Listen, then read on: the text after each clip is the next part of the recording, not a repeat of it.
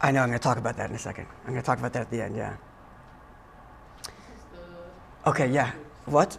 Oh, no, sorry, that's last week. Yeah, this week is here. This one here. Here. Yeah, it's there. Okay, so welcome everybody to our last installment of Women in Torah Scholarship.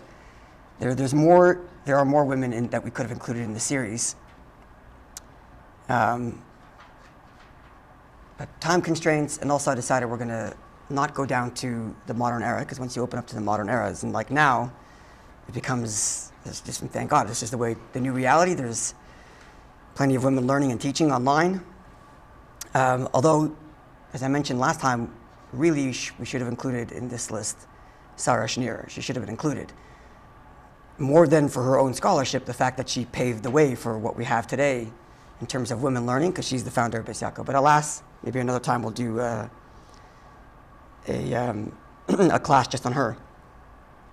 Okay, so for our last subject biography is Rebbetzin Chana Rochel Verbermacher, known as the Maiden of Lublin. In Yiddish, the Moed von Ludmir, or Haptula Meludmir in Hebrew. Okay, so she's a very fascinating figure, and we'll talk about her today. And we'll begin with background of where we are. So we're in a town called Ludmir, Ukraine, which is where that red dot is there. In Ukrainian, Ludmir is the Yiddish name, but it's called Vladimir, and there's a second word. I can't remember what it's called. It's in Ukraine. And we're in the 1800s. This Chana Rochel we're going to learn about lives basically the entire 1800s. She's born in 1805 and dies in 1888. So she lives throughout the entire 1800s. And Ludmir is a good, healthy, proper Yiddish city. That's really what it is. So on the side, I just put a couple of notes that give us an idea of what it is like to be in Ludmir. On the right, these are pictures of actual Ludmir. On the bottom right corner, that's the big, there was a few shoals in the city, but this is the big shoal on the bottom right. To the left is the cemetery. Top right, that's the Talmud Torah of Ludmir, as you can see, at least, I guess, one of them. And the left is a picture of the old shtetl. These are actual pictures of Ludmir. So Ludmir has a long and old history of Jews living there, and rabbis, including, as you see on the left here, the Taz, David Levi Segel, the Taz, lived in 1586 to 1667. He lived through the Chmelinsky pogroms. He lived through that. He writes about it. So he came from Ludmir, or at least he served as a rabbi in Ludmir for a while. Sorry? Yeah, so you can see there, Kiev is to the right. It's on the border of what's today Ukraine and Poland, which was all under Tsarist Russia at this time. You can see Belarus to the north. You can kind of see the map. Rabbi Yom Tov Litman, known as the Tosfos Yom Tov, who dies in 1654, also served as a Rav there before he moved, I think, to Krakow, if I remember correctly. We'll see soon he's part of the story also a little bit. At some point, at least in this point in the 1800s, more than half the population of Ludmir is Jewish. So it's a really Jewish city. And at this point also, the Kahal structure is no longer has its former authority. So the Kahal structure, as we spoke about a number of times, is this self-governing system that the Jews had in Eastern Europe. Under the Polish Commonwealth, it became very, very strong. It was called then the Council of Four Lands, which is like a centralized kahal that managed all the micro kahals and all the other communities. They were self-taxed, self-governed, self-organized, very, very structured community. We spoke about them a few times. At this point, it's starting to come apart, because the czars, for the last 50, 60, maybe more, have been slowly trying to integrate the Jews within the broader Russian society. And they had a few different ways of doing that. Some czars went with the approach of trying to assimilate them, there was a Pale of Settlements then, the Jews were constricted to live in certain areas, but I can't remember which one it was, but one of the czars who allowed for Jews of a certain status to be able to be moved out, to become doctors in Moscow or move somewhere else. They have to get special permission to move out of the Pale of Settlements. It was part of the the Russian, attempt at secularizing the Jews and integrating into Russian society. Other czars, the czar that's currently czar in our time, that we're talking about now, Nikolai, I believe, who wanted to force the Jews into secularization. And that was, firstly, they slowly started taking away the legal rights of the Kahal. Like they took away the rights that they couldn't, at one point they took away the rights from them. They weren't allowed to ban anyone from their community. It was illegal to ban someone from the community, and it became illegal to administer lashes, which basically meant the Kahal had no enforcement of their rules. That was one thing they did. They still functioned in terms of taking care of the shul and taking care of the sorry? The Kahal was able to do, it depends where and what, but they sometimes had worse than lashes. Yeah, it depends where and when and how, but they were self-governing. They were able to do, right, but they had sometimes public humiliations, and sometimes it could be.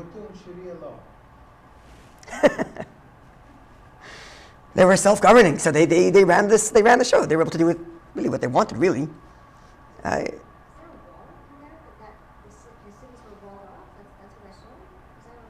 I don't know if all the cities were walled off or if this particular city was walled off. It's a house. It's just a blurry picture. It's a building. You're talking about on the right here? Yeah, that. It looks like a building, I think. It looks like a building. Anyway, at the same time that this is going on, there's also the Cantonist Decree. The Cantonist Decree, you can see the years on the bottom left. It's 1827 and lasted until 1856. It was, you heard the famous stories of the Chappers? That's the Cantonist, the Chappers. It was the Tsar, as a part of getting the Jews to be forced to integrate into Russian society. This Tsar, Nikolai, was particularly cruel. His idea was to do forced conscription, to force kids to go to the army for 25 years of service. After 8 years of training that started when you were 12, I think, or younger. So which meant you were taken as a kid, basically, from your house and sent off to the army for years, which meant the story of this guy remaining Jewish is very unlikely, but you have heroic stories of Jews who remained connected to Yiddishkeit. The Tzemach Tzedek, the third Rebbe of Chabad, the Rebbe at the time, was sending matzahs to some of them. He had connections with some of them. But what made it worse wasn't just the people being taken to the army, was that the government gave quotas, which meant, let's say, this town had to give X amount of kids. So which kids are you going to send? It's on the Kahal now to decide who to send. So who do they send? So they end up sending, this is the unfortunate reality, if you had money, or if you had some connection to the Rav, or to this or to that, you were safe. But if Nebuch, you had a Yosim, no one to look after him, to fight for him, those are the easy targets. And the people they were called the Chappers, these Jews people who would take, that's right, because the government would come to the Jews and say, we need you to give X amount of kids. Go decide who you want to take. And it created major, obviously you can imagine, distrust of the community leadership. So the community leadership is falling apart now. This is also, all these things are happening at the same time. Right after this, Enlightenment happens, or around now. You have the Cantonist Decree, you have the Kahal falling apart because the government's taking away their legal rights. You had the Shabtai Tzvi controversy with Yaakov Emden happening a little after this, a little after this, a little just before this in the 1700s.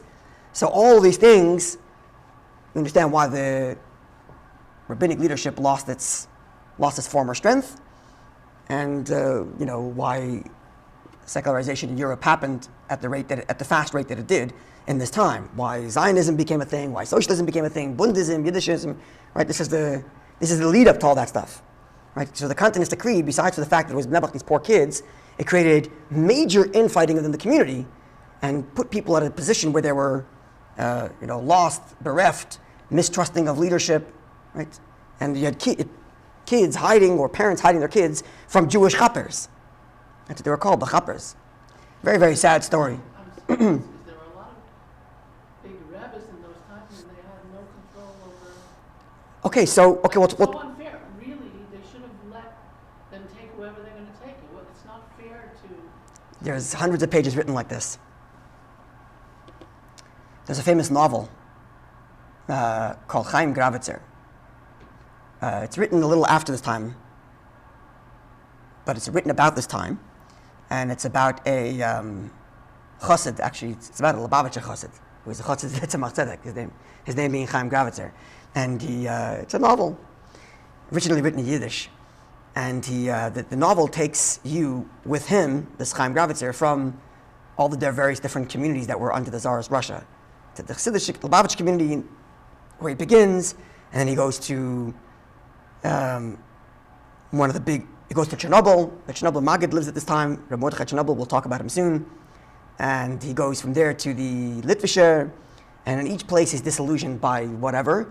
And what bothers him at the end of the whole thing is how the Jewish community is turning in, the Jewish leadership is turning in on itself in the question of the Kantonistan.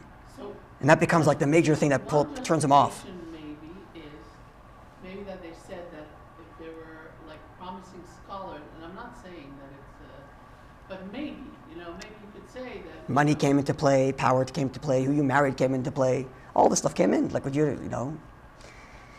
you had people here, people there. It was a very tough time, the bottom line. So this is also going on now at this time. Now, in Ludmir specifically, Ludmir being a Chassidish town, as you see on the second row here, Shlomo Karliner, I think his last name was Gottlieb. He was a student of Aaron Karliner. Aaron Karliner being the founder of the Karlin-Stalin dynasty that exists till today, with all the branches that come from that. And one of his Talmidim, named Shlomo Karliner, moved to Ludmir and began a Chassidus in Ludmir, which became known as Karlin Ludmir.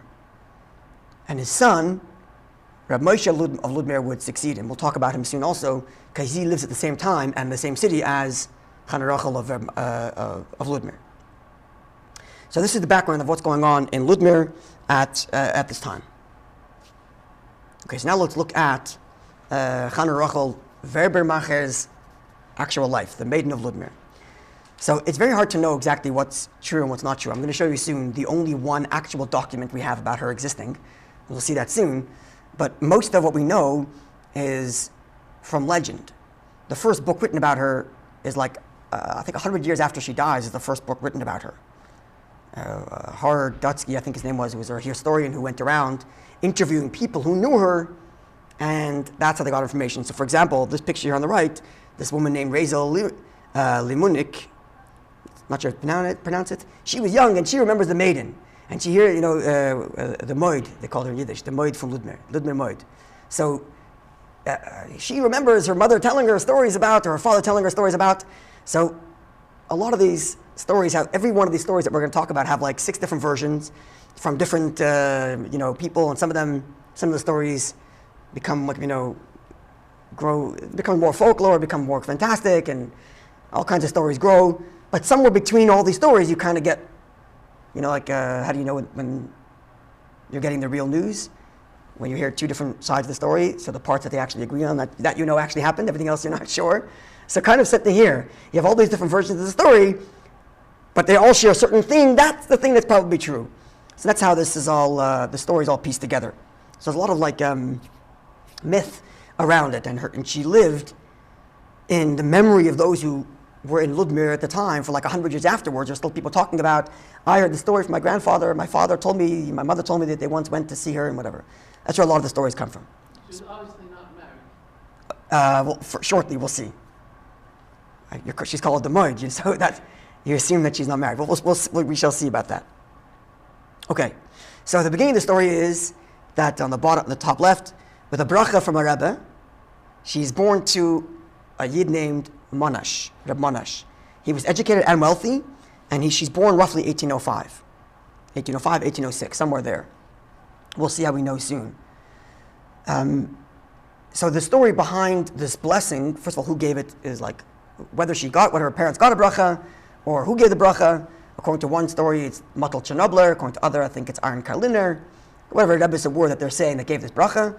But the story goes that they didn't have children for a very long time. They went to get the bracha, and in the bracha they were told, you're going to give birth to a daughter that's going to be like a son, but very different, very unique. You have to treat her differently. There's all kinds of stories around what the Rebbe told the parents about this child that you're going to have. And this is the one and only child they have. So according to all the stories, from a very early age, she's inclined to learning Torah, and she starts to wear tefillin, it seems like, talis and tefillin at 12, at least according to some of the versions of the story. She starts to wear talis and tefillin at 12 years old, which is around the same time she gets engaged, which is again normal for that time. A 12-year-old girl gets engaged, it's not uncommon, and they would have been engaged for a year, maybe two, until they actually got married. And according to at least one version of the story, she's betrothed to a bacher from Essenteg.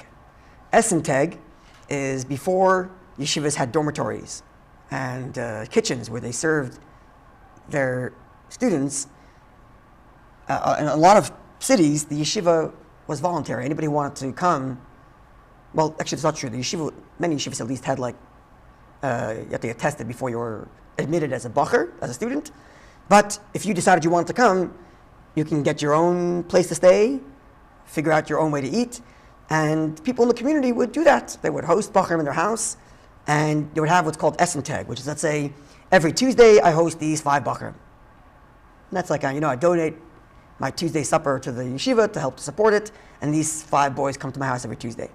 So apparently she was engaged to one of the Essenteg bacherim, and Essenteg means like eating days, right? Essenteg. Grandfather used to go to one of the places. Essenteg, yeah. And the Lubavitch, they had it as well. All the yeshivas that had it. If I remember correctly, the first yeshiva to have like an in-house dormitory that provided for the bacherim also was Yeshivas Chachmei Lublin. If I'm not mistaken, that was the first one to introduce the notion of a dormitory to put everybody up and give them a place to stay and eat and have to fundraise for it and so on.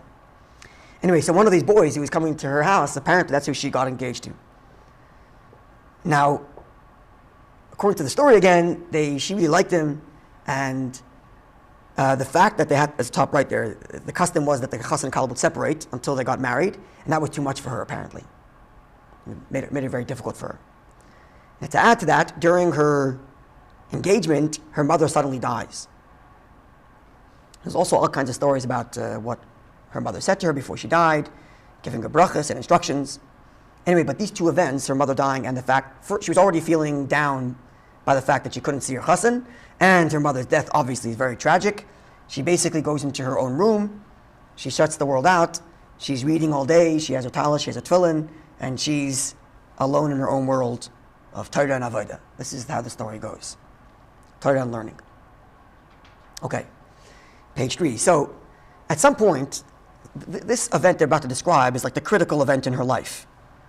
This is the turning point in her life. And there's all kinds of versions around the story, but this is the basic idea. She visits her mother's grave, which apparently she would do. At least according to one version, she went with friends. And over there, she has a mystical experience. And the way she says it, or the way it's told that she said it, was she got a new neshama, a new higher neshama. So, some of the versions of the story are that she basically collapsed there. She definitely got sick after she came back from her mother's grave and was in a coma of some sort. And when she woke up, she said that this whole experience gave her a new enlightened spirit, a new neshama, a new soul that put her on a whole new another level. Exactly how it happened is not clear. Did she fall there, or she came back and said she had this mystical experience and then got sick? But somewhere around that event of visiting her mother's grave is when she gets this new life. And according to one version at least, she came back, and when she woke up from the coma, she was all of a sudden quoting sources in Torah that she'd never learned before, like this whole new neshama. It's an idea in Kabbalah called ibur neshamas. Ibur neshamas is not exactly a gilgul. Like a gilgul is where like reincarnation, where like after someone passes, some part of that soul goes into another person. Ibur is when a person's alive, ibur meaning pregnancy, meaning there's an extra life in you. And Tanya actually mentions this idea of ibur. It's an idea in Kabbalah which is basically that while a person's alive, some part of a neshama of another tzaddik, if the person merits, then the person will receive some part of a neshama from another tzaddik, and that gives the person a whole new level of serving Hashem. The Alter Rebbe writes in Tanya that ordinarily a person cannot choose to be a tzaddik, it's a higher level, but if the person works at it, they may be lucky and get the ibur of some neshama of a tzaddik. So she's claiming that she had this experience of ibur, where after she came back from her mother's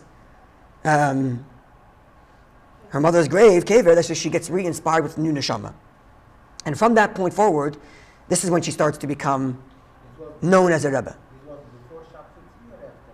Way after, 100 years later. We're in 1800s, 200 years later, right? This Shabtai Tzvi is in 1640s.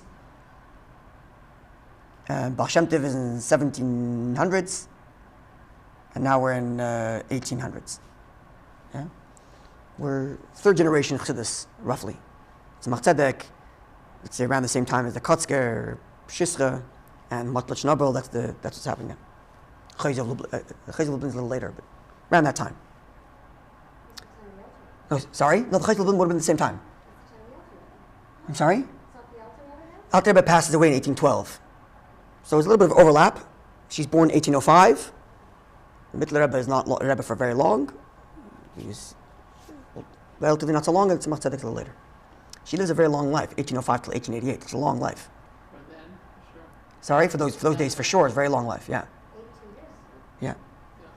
Anyway, so she obviously breaks off the engagement after this event. The engagement is done, and this is when her reputation starts to grow. She starts to grow a reputation as someone who does miracles. There's all kinds of like stories of people who went to her for brachas. I read one story somewhere where she would like answer halachic questions just by looking at the meat. She was able to like see if it's kosher or not kosher, and then the Rav would verify it later and see she was right. Like all kinds of Ruach HaKodesh kind of stories. So, between them being all the way not true or all the way 100% true, this truth is probably somewhere in the middle. But that's the stories that are going around, this Ruach HaKodesh that she has. People come from all over to meet her, including Rabbanim. I'm sure some people come for curiosity. And we'll talk a little bit soon why she was successful. But she starts to create the following. And at some point here, also her father passes away, and being the only child of this relatively wealthy merchant, she inherits all the wealth. And she builds herself a beis medrash. It was called, this is the inside of the beis medrash in the middle there. It's called the Grunstibel, or the Gornstibel. Okay, so it means second floor shtibel. How would you get from Yiddish second floor from Gorn? I'm not sure. But it means second floor shtibel, maybe attic shtibel? Because all the other shuls in town were on the first floor, and her shul was on the second floor. There's the main researcher on this on the Ludmir Moed is a fellow named Nathaniel Deutsch. He's the main researcher on this, and he found in most of the information I'm sharing, a lot of it at least comes from him. So he found in a Russian archive, most of the documents have been destroyed in the Holocaust, so it's hard to find old documents. But he found a Russian document which has a map of Ludmir, and it has markers of important sites for Jews in Ludmir, so it has the shoals, and then it shows a name, Chaya Rochel, which is similar to Chana Rochel, who was Chaya Rochel the Jewess, and her address on the map is where this Grundstibel is. So, these are little documents that point to records about her.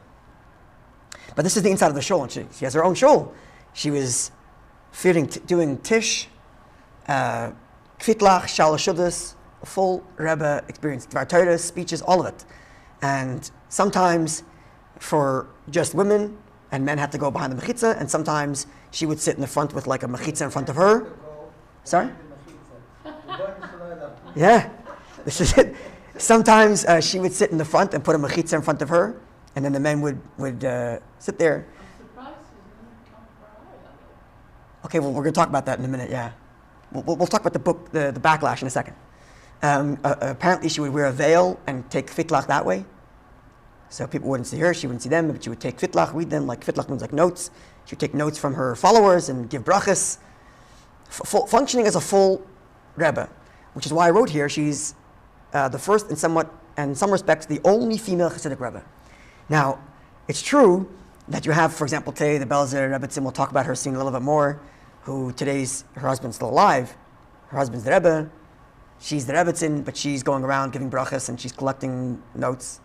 And you had others in previous time, from Anipoli, either a daughter or a daughter-in-law, or maybe a granddaughter, but somewhere in the position of Anipoli's children, there was a woman who, for a while, served as the kind of head of her Hasidic court. Actually, around the same time. See men, like the Belgian Rebbetzin sees men? Yeah. We'll talk about that in a second. Yes. I'm working with some Yeah, we'll talk about that in a second. Yes, but all of those women were all holding their husband's courts or their father's courts. She's the only one that, on her own accord, is a Rebbe.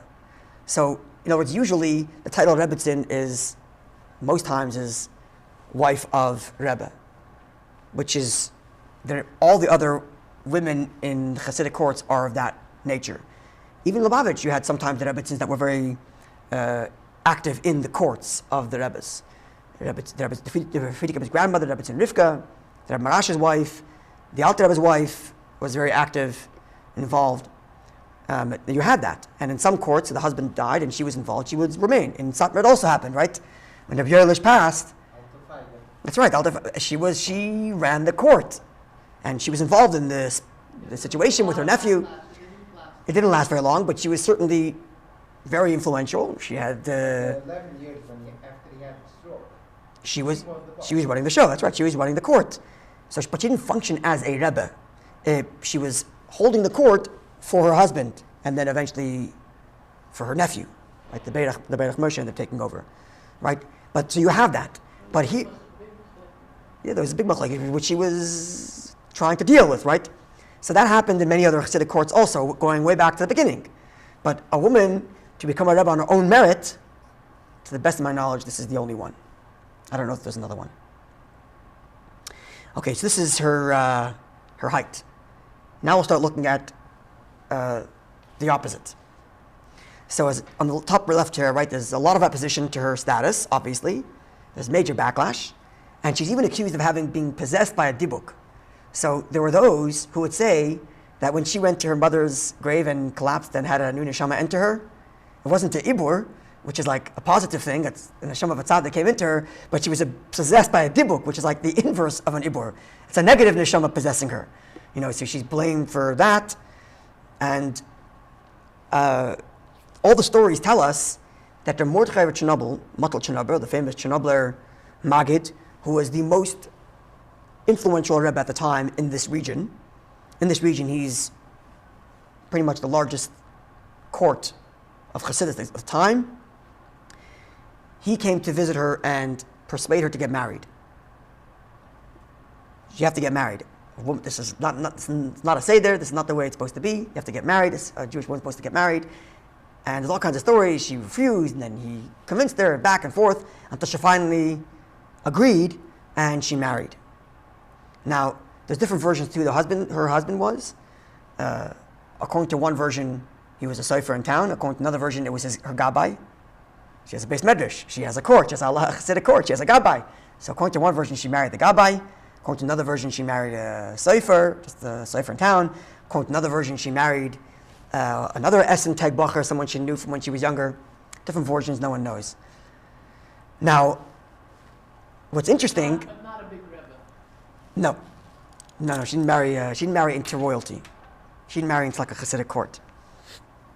Okay, so what's interesting is, when would her Matel of Chernobyl been there? So the stories are all, again, there's no documentation for these stories. They're all being told, but we hear a bunch of different versions of the story. So obviously, the core of the story, which is that Reb Matel Chernobler convinced her to get married, that certainly happened. But when would he have done this? So we actually do have record of Reb Matel Chernobler coming to Ludmir. And that I found from this book on the top right here. The book on the top right here, which says in the left, Torah Chassidus. Do I have? Recognize her as a Rebbetzin? Hard to know. Hard to know. If he's pushing her to get married, I imagine he's pushing her to get married because he doesn't think this is appropriate. And he understands that once she gets married, this whole thing is going to fall apart, which it did. When she got married, it was a slow decline until we'll see soon. She went to Eretz Yisrael, had a revival. But it was a slow decline after she got married. But the story is going to conclude, but it seems like he was doing that because he did not like what was going on here. That's what it would seem like. Now, so this book, Teres HaChasidus, is 3 volumes written by a historian, Yitzchak Alfasi. He's the best chronicler, I think it's the right word, of Hasidic dynasties. So it's a great book just for like reference and outline biographies of which Rebbes belong to where and which branches come from where. He starts from the Baal Shem Tov and goes all the way down till current Rebbes today, giving you the lines of where they were and what they were doing and who married who, and who traces the roots back to which place and when they broke off, like all that mapped out in his beautiful book. So he has here, right, Reb Moshe B'Tzalel of Ludmir. That's the son of Shlomo Karliner, right? We mentioned at the beginning that Shlomo Karliner founded a Hasidic court in Ludmir, and his son, Reb Moshe B'Tzalel, took over. Now, in this book, Reb Moshe B'Tzalel didn't write anything, so we don't have any books from him, but he puts in there a few paragraphs from different books where he's mentioned to give us a little history about him. So, Shlomo Karliner was actually succeeded primarily by someone in, by one of Aaron Karliner's other children. So Shlomo Karliner was a student of Aaron Karliner, and Aaron Karliner had a son who took over after Shlomo Karliner passed away, primarily. So most of Karlin didn't come to Ludmir, they actually went somewhere else, which became Karlin Stalin. But Karlin Ludmir, which was the son of Rabbi Shmuel, was like a smaller Chassidus under Reb Moshe, under Reb Shlomo's son. Right? So most of the Chassidim didn't go from father to son. Just like Shlomo Karliner wasn't father to his Rebbe, which is Aaron Karliner, it wasn't the son, it was his student. Right? The idea of father and son succession is only beginning to take shape now. This is the second or third generation of that. Before then, the first two generations of Chassidus was, a Rebbe was someone who became Rebbe, was a tzaddik on his own, and attracted people by being a tzaddik. But over time, these courts developed, and it became by father-son. He, Reb Moshe, being the first in his line to do that, because the main Karlin actually went to the student, which was also a son of the previous Aaron Karliner. Anyway, so here it says that this Reb Moshe passed away on September 16th, 1829, which is right in the middle of the Rebbetzin of Ludmir, the Ludmir Moed's life. She's born 1805. In 1829, she's, how old is she? 24 years old. She begot this enlightenment when she was 12, 13, something years later. So she's in her career already at this point when he passes away. Now, this Reb Moshe has a son. His son married Mottel Chernobler's granddaughter. This is like a Hasidic courts marrying each other. Chernobler granddaughter with a Karliner grandson, and they're marrying. And in this book, this Yitzchak Alfasi points us to a book called Shema Shloima, which tells us about the events of that wedding. And Mottel Chernobler is at this wedding of his grandkid. His grandson yes, it was his granddaughter marrying the grandson of Aaron Karliner, Moshe's son, whose name was Shlomo, and he's at the wedding. So it makes sense that it's at this point that he talks to Chana Rochel, because he's in town. We don't have any of the records of any other time him being in Ludmir. It would make sense. Now here's the interesting story that comes out at this wedding. So you can read the whole thing if you'd like later, but I'm not going to read the whole thing, but basically like this. The Tosfos Yom Tov, we mentioned before, Yom Tov Lippman was a rabbi in Ludmir years earlier. For some reason, he was thrown out of town. And he cursed the town, gave them 3 curses. He gave the town 3 curses, the town of Ludmir. Number 1, there's always going to be fires in Ludmir. Number 2, there's always going to be mice in Ludmir. And number 3, there's always going to be disputes, and they can never come to reconciliation in leadership in Ludmir. This is the curses he gave to Ludmir. Now, when Mottel Chernobler is there, he's invited by a local wealthy person who, maybe you know what these words are in Yiddish. Rachvarg. Futres, I know, is fur, right? Futres is fur, correct? How do you say fur in Yiddish? Fell, right? Futres is a kind of fur, isn't it? And what's Rachvarg? I don't know. Anyway, so this wealthy person somehow had fur, and he was showing Mottel Chernobler that even though the fur was hanging from the roof, it was still being eaten from mice, because it's so he's asking, Mottel, can you please remove the curse that was placed by Rav Yom Tov Lippman? And he does. He removes the curse. So they ask him, okay, can you get rid of the other 2 curses too? Get rid of the fires and restore peace. Get rid of the issue that we always have disputes here. He says, I can't go so far as to... A feeder. What you put inside the coat. It's called like A lining? Yeah. It's a lining. And what's Rachvarg? No. I don't know, it's either... Read it there, because it You says see there, it says Rachvarg. Yeah, I see it. he sees it in a store. He has, it's a store of Rachvarg, and even though they're hanging on the roof of the store, his I don't know what it is. what's a word? Rock is a carpet. A rock is a coat, right? I don't know. Not a rock, unless it's misspelled. A rock is a coat? Yes. So maybe it's a coat store. Like a- Okay, so he has a coat factory, and this is a lining. He had lining hanging from the roof, or fur hanging from the roof, and the mice are eating from the fur or from the lining, anything like that. Okay, there we go. Anyway, so Rabbi removes the curse, there's no more mice, and they're asking him to get rid of the other two curses that Rabbi Yom Tov gave, and he says, I can't go so far. Now, sometime later, the community sets up a deal for the chassan, Rabbi Shlomo, son of Rabbi Moshe, son of the other Shlomo Karliner, the first Shlomo Karliner, that he should have set parnasa. And they do that by giving him the exclusive rights to sell what's Zaid. You know what Zaid is? Zaid is silk. Silk. Okay? Okay, Zaiden. Yeah, Zaiden, silk, right. So he was the only one who was allowed to use silk for sewing. He was the only one allowed to sell nails, and the only one allowed to sell paper. And that would guarantee him income. Okay? So when they, at some time, people started to ignore the ban on anybody else selling his stuff, and that affected Shlomo's parnasa. So they wrote to Rabbi Chanabler, and Rabbi Chanabler told the community, if you guys keep the deal that you made, then up to a certain point, I'm going to get rid of the issues of fires in the community. So they keep the deal, they make sure he gets the parnasa from these three things, and there's no fires in town, and after that time period, a massive fire breaks out in Ludmir. That's the end of the story of this wedding. So now here's the interesting part.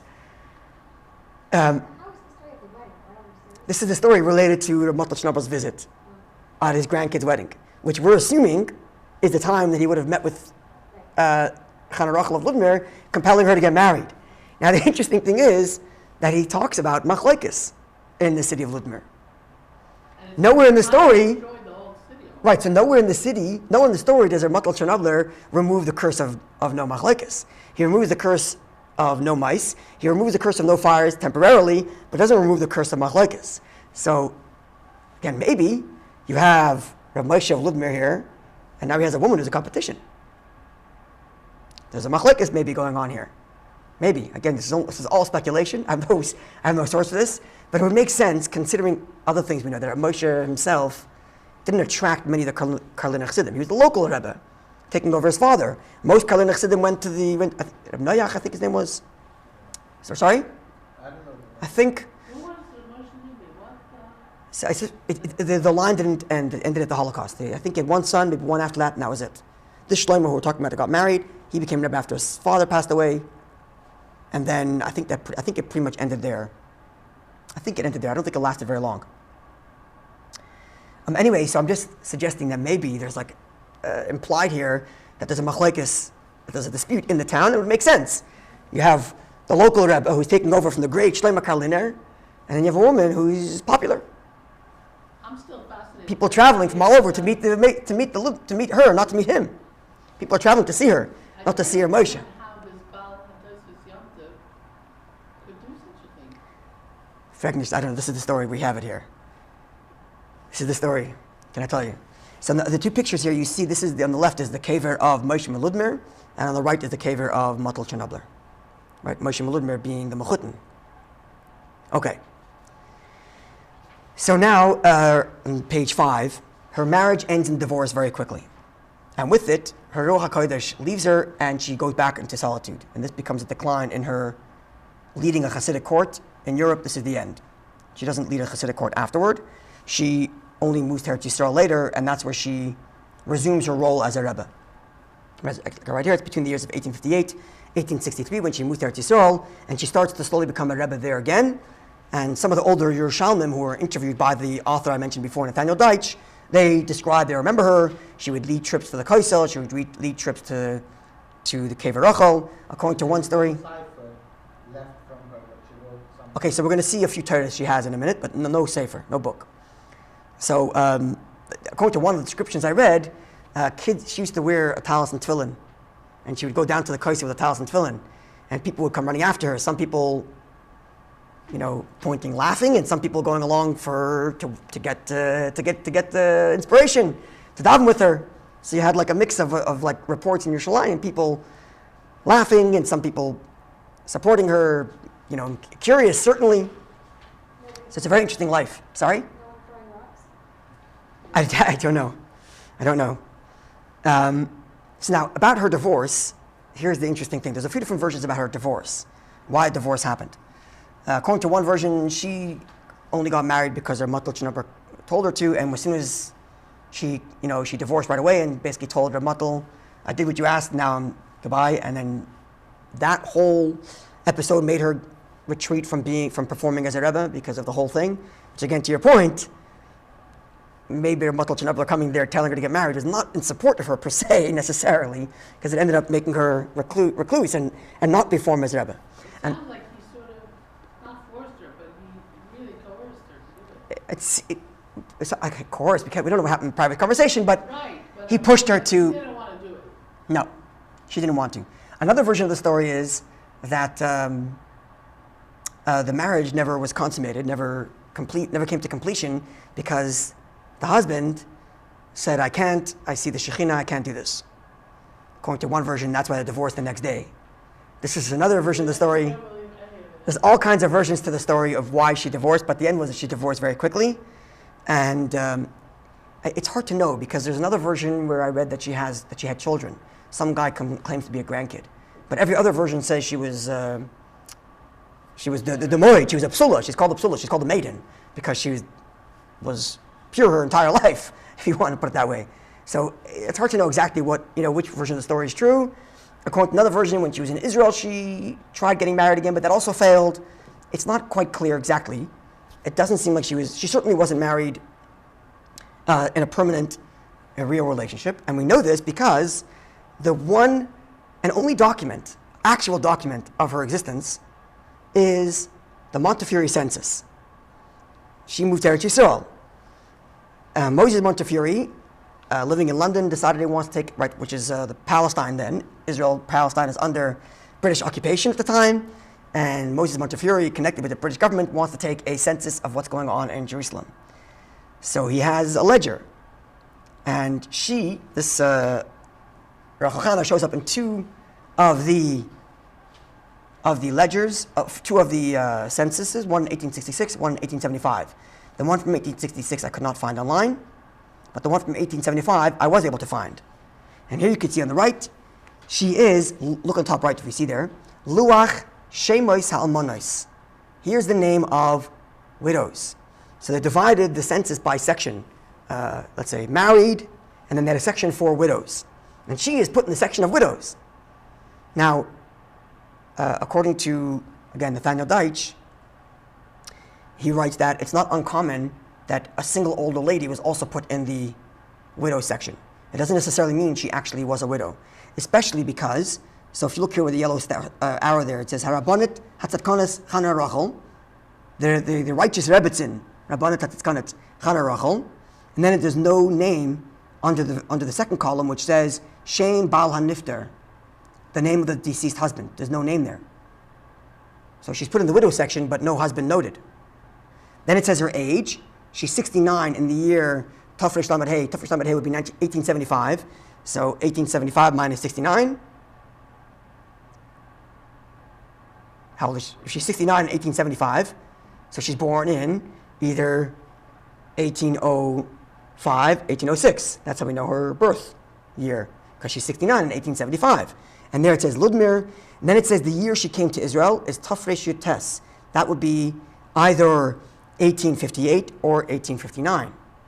The other census, 1863, gives another date for when she arrived in Israel. So it's somewhere between those two dates, which is why I wrote it's between 1858 and 1863. Okay, so we know she wasn't married, certainly not permanently. Okay, so then it says, to the left, it says how she made a living. Zekena Mishpachas Ram, an elderly woman from a wealthy family. So we know this is her, right? She came from a wealthy family. She must have sold the property back in Ludmir or still had her father's wealth. So she's living alone, no husband, not even a deceased husband mentioned here. Even in the column of children, it's nothing. Also, she has no children. That's right, no children. And it says, Misbar Hanafashis Mishpacha, how many people in the family? Only one, just her. So she probably had no children. I don't think that whole version is true. She probably had no children, otherwise we would know much more about them.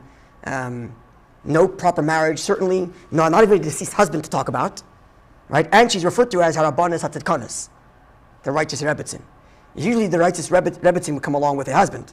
Here it doesn't, which means she's on her own right? So the one document we have confirms a lot of the things we know about her, but obviously doesn't tell us all the stories. But again, using the cross-reference between all the various different versions of the story, you know that the core of the story is true. Okay. So that's as far as this document goes. She was buried in, she passes in 1888, and she's buried in Har HaZeisim. And on the next page, you can see her matzeva. It says there, Rabbanan Satitkones Chana Rochel Bas Reb Manish, the righteous Rebbetzin Chana Rochel, daughter of Reb Manish from Ludmir, passed away 22nd of Tammuz in the year Tafresh Mem Ches, that's 1888.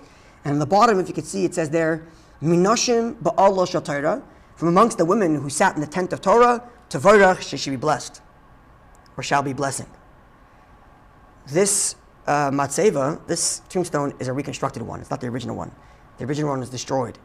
There is a book that someone wrote way back in which he walked up and down Har HaZeisim transcribing all of the tombstones, but didn't make it to the section of Chana Rochel from Ludmir. So we don't know what it originally said. But nonetheless, this is the reconstructed matzeva. Okay, so here's some teachings from her.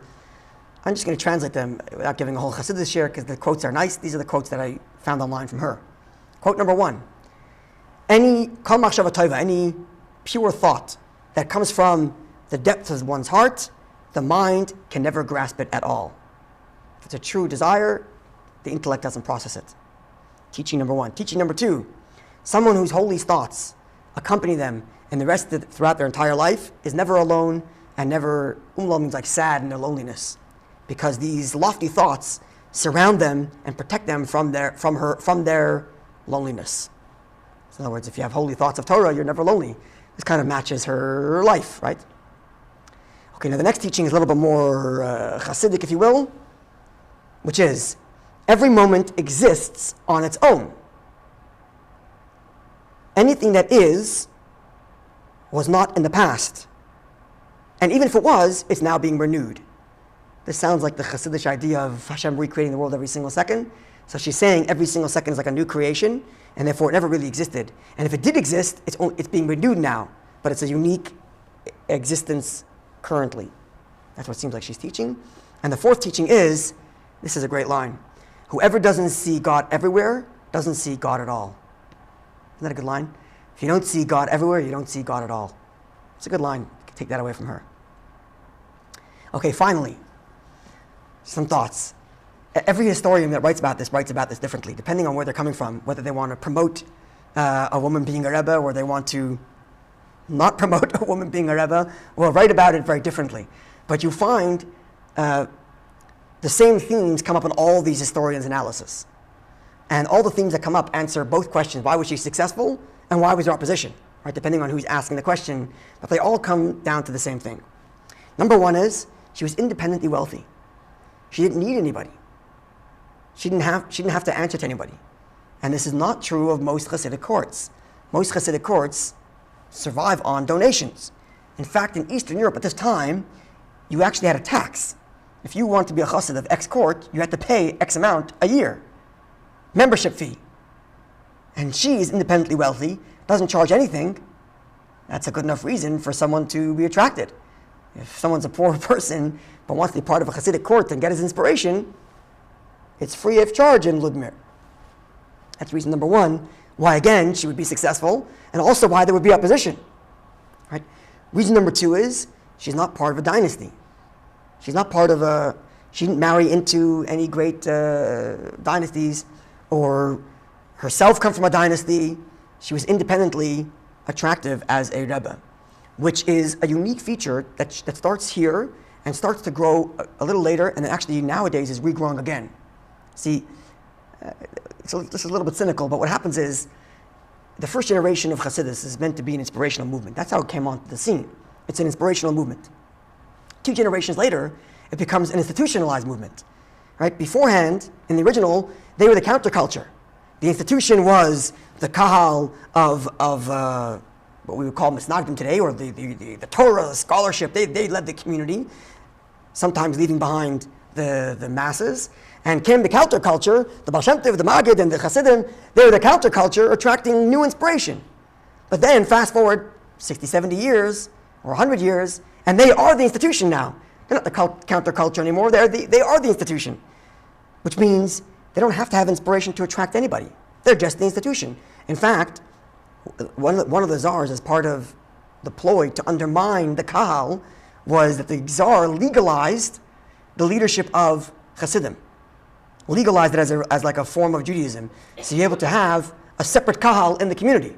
The Misnagdish one and the Hasidic one. So you'd have two ravs in the community, legally, two shchitas, two shuls, two educational systems, which undermined the structure of the kehillah. But over time, it became its own kehillah. So a Rebbe doesn't have to be, in this time, inspirational to attract a crowd. He's just born to the right parents, and that's how he attracts a crowd. Which leads a lot of people who are looking for inspiration to go to other places to try to find inspiration. Sounds like capitalism. Sorry? Sounds like capitalism. Yeah, that's what happens, right? So a similar thing is kind of happening today. You have the rise of many international, speakers, mashpiyim, let's say Rabbi Biderman or Rata, who don't have necessarily lineage and don't have formal courts, but they're attracting people in the thousands. I think that's more, Because they're bringing inspiration, right? Right. Exactly. Because the Rebbe's, all the Rebbe, it's nepotism. It's not based on talent, it's not based on... So this is happening at this time also. And after she passed away, in the next 60, 70 years, there's more such people who come on the scene. For example, what's his name? Passed away in the Warsaw Ghetto, wrote Svarim. He wrote a sefer on chinuch, on education. Warsaw Ghetto, he died. His name was Piachechna, the Piachechna Rebbe. What's his dynasty? Nothing. He became a Rebbe because of the power of his leadership, of his inspiration. There's a lot of people like that now. Piachechna is a little later. This is in the Holocaust time. This is 60, 70 years earlier, but it's starting to happen already. Actually, Rabbi Yoel Satmar is the same thing. Rabbi Yoel Satmar didn't come from any dynasty. What attracted people to him? He was a Talmud Chacham. He could speak well. He gave inspiration. People attracted to him. The same thing with the Shem Ramunim, which is also a little bit after what we're talking about now.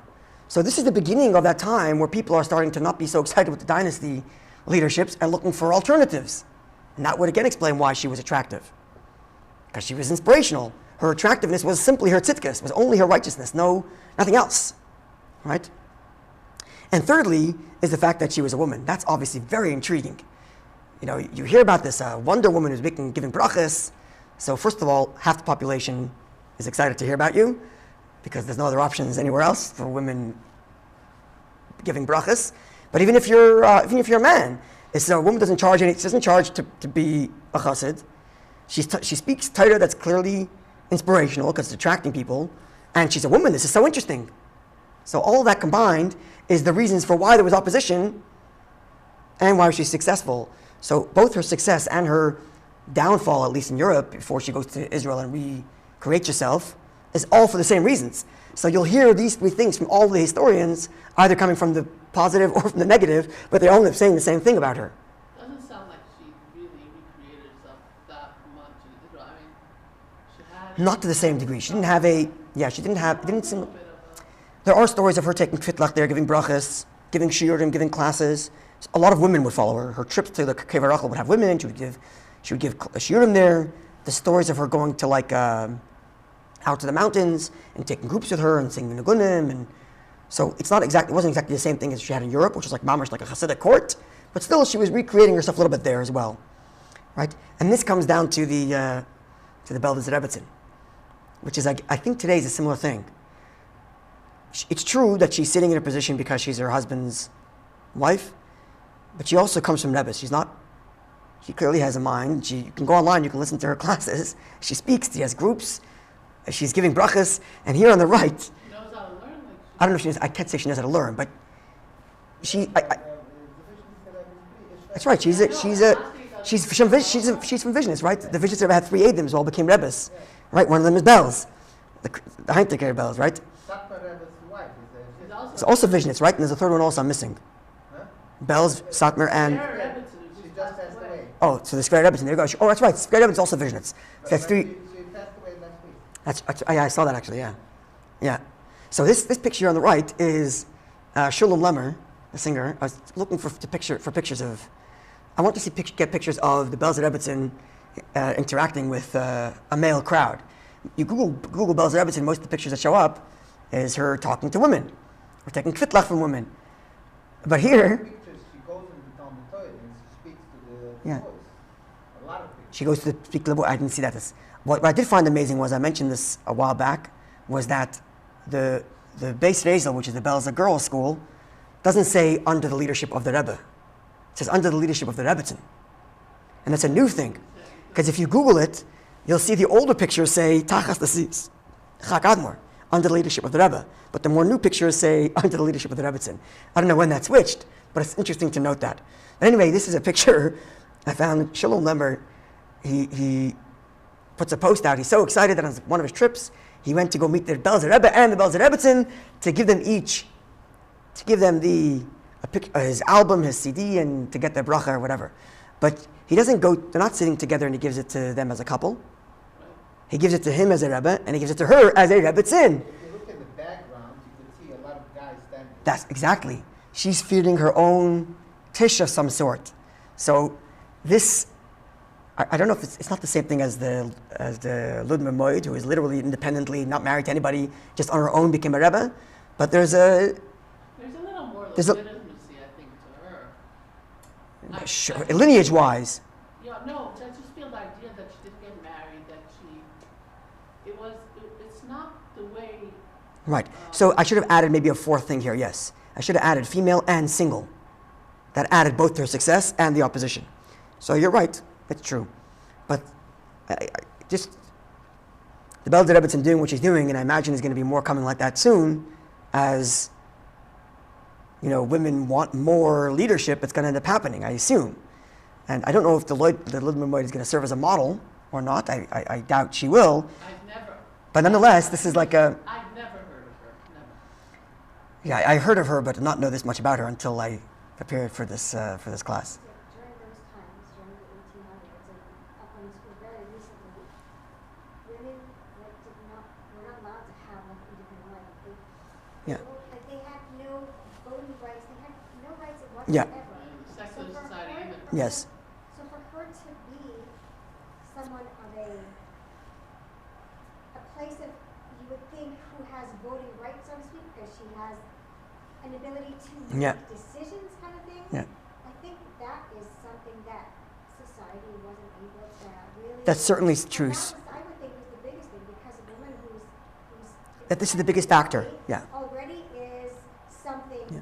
special. Very But Yeah. unusual. I know. So I think you're right. I think the Women first two... sign their own papers. Yeah. She could not rent her space. She could not buy her base matter. She'd have to have someone do it for her. But legally, she was not allowed. Oh, I wonder. That's interesting. It could...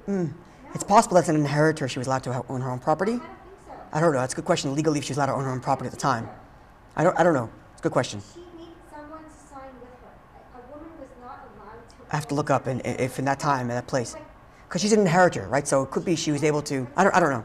It's a whole thing, and I'm just saying, it's a Yeah. mentality. It's the way you think. It's like, this is not the woman's role, even though Yeah. she was, I'm sure, brilliant, and I'm sure Clearly. she probably attracted attention, and it was like Yeah. it was kind of, yeah. kind So of- maybe if you put it like... If you put the spectrum here, on the left, the wealth, and then the female factor on the right, Yeah. then on the right side, the female factor is the reason for opposition. Wealth on the left is reason for success. And then in the middle, the fact that she's not part of a dynasty is both reason for success and reason for failure. So if you want to do it like that. Which is interesting, you're pointing out she's not married, and that she's not playing the regular feminine role, which is another factor here. Her being Rebbe wasn't in a feminine fashion. It was taking on the male role. Sorry? It was a male type thing. Whereas the Belz Rebbetzin today is doing it more on a feminine role, maybe. So that could also play to her advantage. But today also, all around, women are not held in Yeah. the same places they were. I mean, Depends. not that it's fashionable for Yeah. a woman to be like a rebbe. Like it's not Yeah. fashionable, but it is, I think, much easier to today. than in those Than what days. Yeah. those days. So it'll be interesting to see if we have, it'll be interesting to see if we have someone. I guess maybe there are, like, I don't know if you can call it the same thing, but you have women public speakers nowadays. I'm sure some of them are taking brachas and things. Maybe, who knows? Maybe there are some. But speaking I don't know. of the Verbermacher, Yeah. they're all known to be strong women. Yeah, they come from a major Hasidic dynasty. They have. They all have a following. There you go. But in a different, not maybe, they're not taking When pictures. I was a child, he went to say good Shabbos to the Rebbe in November after the Satan To- passed away. Yeah, to Rabbi Yoshi's Rebbe. Yeah, she ran the court. The whole shul, everybody went to. She ran the Rebbe. Yeah. So, right, but she did so. I'm thinking about Rebbe. But again, she did so as like a placeholder. She was sitting in her husband's seat. Whereas the Ludmir Moed is sitting in her own, she created her own entire thing. Nobody was afraid that she going to be like Shabbos 3. It's funny you say that because there's actually a story, one of the stories that go around about her is that when she was in Yerushalayim, she went with a group of people on her trips to like the outskirts of town, went to a cave, and she had a private meeting she was going to go meet Mashiach and push Mashiach to come. Eliyahu Navi stopped her. And she came out of the cave saying, it's one of the, I don't know if, again, whether it happened or not is another question. I'm recording this if I don't believe it. No, you're not because if you don't believe it, but it's said about her. It's said about her, right? So see, a lot of these stories, more than telling you about her, they tell you about how the world thought of her. Like, what did people in Eastern Europe think of her? They thought of her as, in other words, in the memory of Ludmir Jews for 100 years, there was this idea of a Halik Rebbetzin woman. Right? To what degree she was Halik is almost second to the fact that existed in the minds of all the people that she knew and their grandkids, which meant that the notion of like a female woman Rebbe leader wasn't out of the world for at least this people, at least in that region, right? Which is interesting. Who is a Torah scholar. That's right. Who let her own basic instruction, just that alone. Forget Is enough. Anything else, Yep. it is so beyond everyone. That's right. So even if none of the other stories are true, Exactly. that's exactly right. It's the same thing, that's right. So the women we spoke about last week, us not from Kurdistan, would be the same thing. There's all kinds of stories about her. But if none of that is true and all she did was she was a Rosh Hashiva of Yeshiva, that's good enough, right? That's enough. And then automatically all these stories emerge over time because of miracles and this and that. Or Allison's film, which again, Verbermacher has never been caught doing. Yeah. So she was eccentric, to put it mildly. Or Clearly. She was Yeah. strange. Yes, Strange. clearly. Clearly she was not the regular... I'm very anxious to know when she was feeding Tish. Who cooked for her? Anyway, thank you for joining us. And as you can see from the last... Even though it would be, going back to where we started...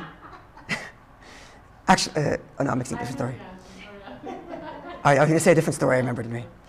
Going back to where we started, where today it's become normal, women learn, and we have this notion in history of women not existing in Torah learning. So it's true that all these women are anomalies, but they existed.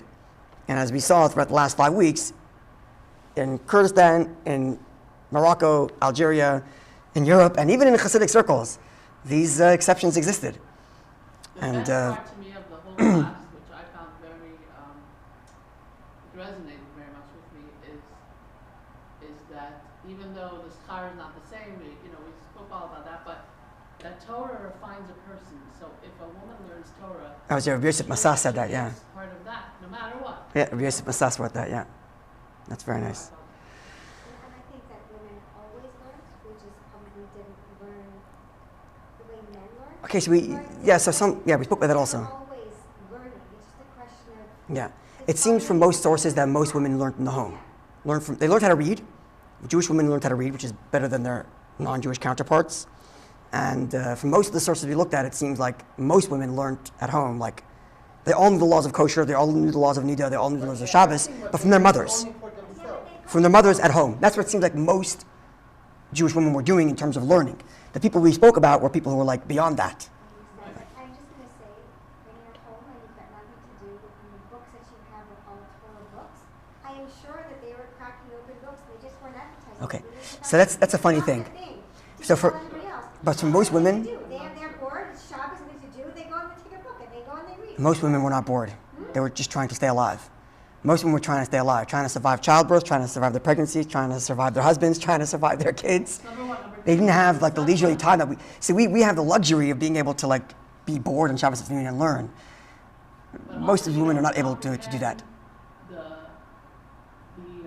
what's that? It wasn't sanctioned. It wasn't okay for a woman. Yeah. Even to this day. In many where I certain, come yeah. from, it's not sanctioned to open a book. It's not okay. So it's not so sure. Depends weird. Yeah. Anyway, so B'ez Hashem, we're going to pick up this series B'ez Hashem after Pesach. I'm not sure yet what we're going to do, but I'm thinking of doing is picking like different controversies that existed throughout history and just talking about them, like we did on Yaakov Emden and Rabbi Yosef Eimshitz, do other ones like that, different controversies that happened, which should be very interesting. But before then, before Pesach, we're going to do a 3-part series on in-depth Haggadah with Hashem's help. Okay, thank you all for joining us. What part of the day are we doing that? Which one?